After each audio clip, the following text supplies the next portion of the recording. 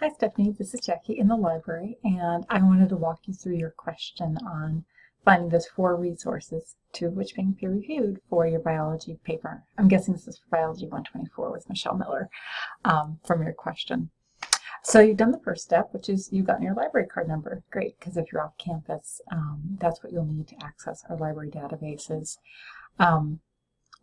We pay for those, and part of our contract in paying for these is that they are limited to current students, faculty, and staff. So your card functions as kind of your ticket into these resources. You can always search our library catalog. Of course, that's for books, ebooks. But where I think it's the most useful place to spend our time is in our library databases. And starting with our top library databases tab here, there's a couple that we can look at. We can look at opposing viewpoints, which is really useful. CQ is great, but it is working on campus only for some reason. And then we'll probably look at these two right here, Academic OneFile and Academic Search Complete. Both are really kind of your go-to resources for peer-reviewed materials. Peer-reviewed resources, just to define them in case Michelle has not, is that peer-reviewed resources, that peer community is scholars, professors, researchers in the fields. They evaluate one another's work to see, is this, author, is this project, is it following things such as like a really good, strong, sound methodology? Are they asking a good research question that they can do good research on? And do they prove it? Is their analysis sound? Are they credible? And the reason we have students use these is, and all of us scholars uses, is because they're the best evidence out there to answer our questions. By using these peer-reviewed sources, it makes our own arguments and our statements strong and meaningful rather than just, citing Wikipedia or whatever we find online. It's that next level of scholarship. So I'm going to point you out to opposing viewpoints. It's probably not the best database for this topic, but I think it's a good one to become familiar with. And we'll just look at it really quickly. We'll start here. By this point, you should have been prompted for your library card number. So there's a couple ways to use this resource. You already have a topic, so if you wanted to, you could start working with that topic up here in the search box. You can also navigate, if you're not quite sure, by a larger subject area. Since this is an ecology class, you might want to look specifically at, say, this topic area of energy and environmentalism. If you click View All, it would give you an option of different topics that they have linked to this particular issue. Bees are starting to become an endangered species, actually. You might want to think about that. It's an interesting topic, but they don't have a bunch on agriculture. There might be more on agriculture, perhaps, for example, under science and technology and ethics. But anyway, we know that we're looking for honeybees, honeybees and honeybee death. When I hear death of honeybees, I do tend to think of colony collapse disorder, which you've also probably read about. So one thing I would say with your searches is being, kind of flexible and thinking about what is this topic, how's it being talked about in literature? Because you can try honeybees, and you might get a lot of stuff, you might get a little bit less. If you type in like colony collapse disorder, you might get a lot more things that are more targeted, right? That's much more specific than just honeybee death. It's a specific issue, but that can affect your search as well. So honeybees is also an interesting one because is it one word or two? I feel like I found more under it being used as one word, but you can see right here, here's somebody using the Latin name as well. I'm going to just try honeybees with the combined to see what we find here. So when we do a search that way, and you can see I didn't add anything else. I didn't add and death or and endangered species or and impacts of pesticides or that sort of thing. But as we browse through here, how opposing viewpoints organizes the results is by type. So academic journals, those tend to be scholarly. They tend to be those peer-reviewed scholarly journals. They list 3 here. You can always click here to get all 21 to see if there's anything else. Oh, bad bees buzz north. Interesting. Rescued from the living dead. measuring bee lines. So anyway, you might find disappearing bees and reluctant regulators. Interesting.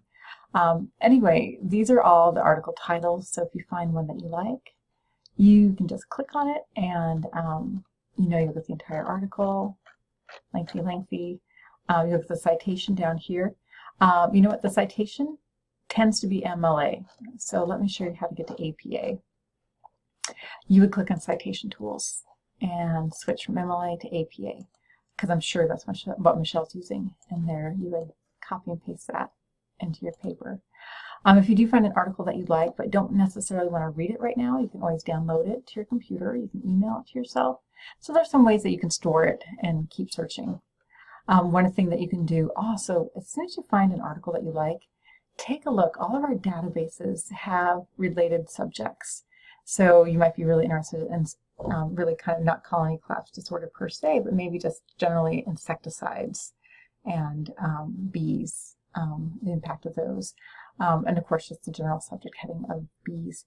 If you click on either of these, it'll take you to all the articles on that topic. So very helpful.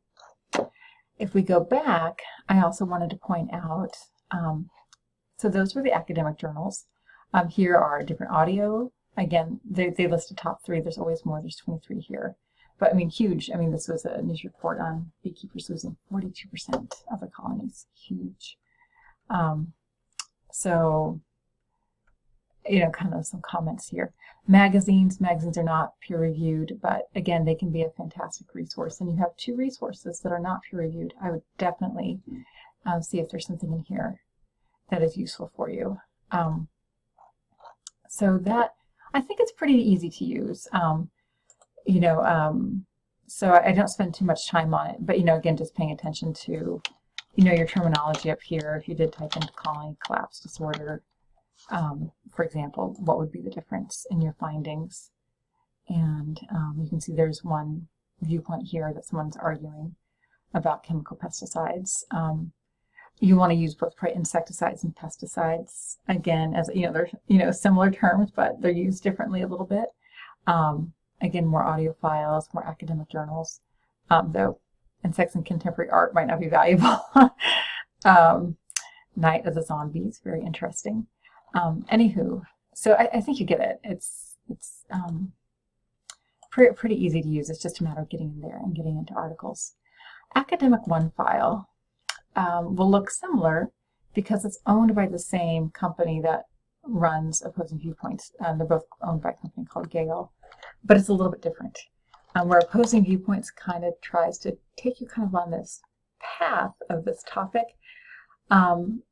Academic OneFile is more advanced because it's really kind of expecting you as a researcher to have some particular keywords or thoughts that you might be looking for, where you could be a little bit more specific, like typing in honeybees and agriculture, perhaps. This might limit us too much, but we'll go ahead and see.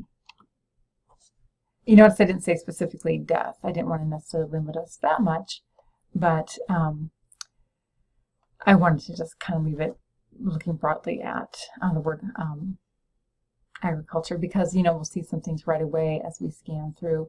We'll see things like virus, we'll see mortality. I mean, those similar things that kind of imply death, but if we put in death, these might not necessarily come up. Or again, we could have put in colony collapse disorder.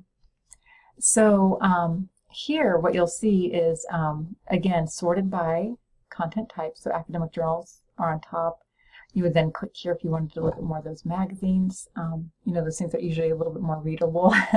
And again, too, your sources can be from there, news. We have a lot of results here, and if we think honeybees and agriculture is too much, we can search within the results. So if we really did want to look at colony collapse disorder, we could type that in. If we wanted to type in death at this point, or mortality, or impact, we could type that in at this point. We could also limit right away to peer-reviewed journals. Actually, I should have pointed that out first. Since it defaults to academic journals, it's not going to narrow us down too much. And part of the reason I don't like doing that is because then it takes away all the other resources, and you have 2 others that you can pull from this area. So why, I don't think it's necessary to limit yourself.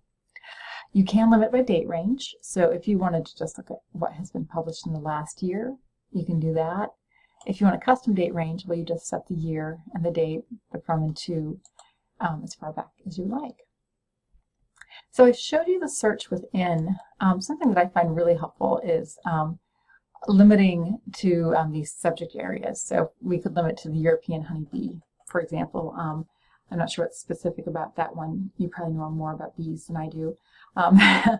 But we could also look specifically at, you know, insecticides, ecosystems, if we wanted to. It's an ecosystem class, it might be really important. So interesting. So looking at particular industrial proteins and such. And you might find, you know, if you're too limited, you know, you could just go back to changing your search all around to just honeybees. And then playing with, you know, that larger issue you have of, you know, their death. You know, I used honeybees as 2 words here. Let's see if I limit it to 1. Oh, it actually reduced it. Interesting. One last thing I want to show you is this topic finder. It's really cool. If you click here, I just typed in honeybees. Of course, is our search. I have to say I do like the wheel version better. But if we look at honeybees, this is actually kind of some interesting things right here. That's our only search. We didn't type in, I don't think, did we type honeybees and death? Oh, we did.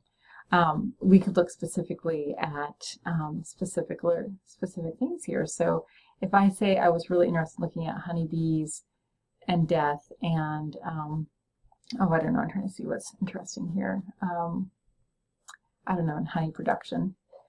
This would give me the 6 articles related specifically to that topic. Or if I wanted to look at pollination, which of course is huge in agriculture, you know, that would take you to the honeybee workers that are pollen stressed as larvae become poor foragers. Interesting.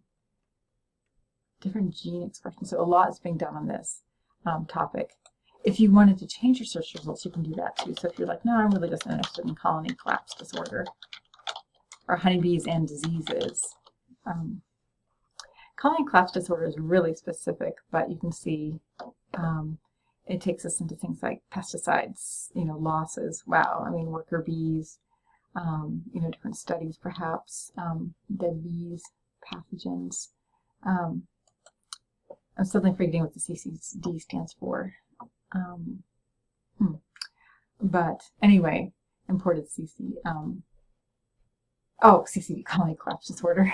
Excuse me, I was thinking it was a government agency.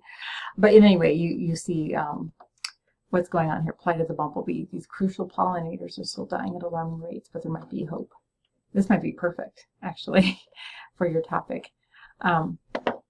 So anyway, again, it's Gale, same thing. Citation tools over here. Switch to APA, and there you are. If you want to save it for later, you can email or download it. So pretty helpful. I think these 2 databases will get you everything that you need, but if you're still not finding things, just, you know, you're confused. I know I went through this really quickly. We can look at it a little bit more. We can play with those search terms a little bit and type in like honeybees and mortality, honeybees and agricultural impacts, honeybees and or specific colony collapse disorder, honeybees and insecticides. I mean, it's just thinking about all those different ways that this topic can be talked about, those little minute details that can change your results. So anyway, I hope this was helpful, and yep, call me, email me if you need me. As a reminder, the library and the whole college is closed Friday, Saturday, and Sunday. So if you get back to me and it's after tonight, I won't see it until Monday. So just FYI. Okay, thanks, Stephanie.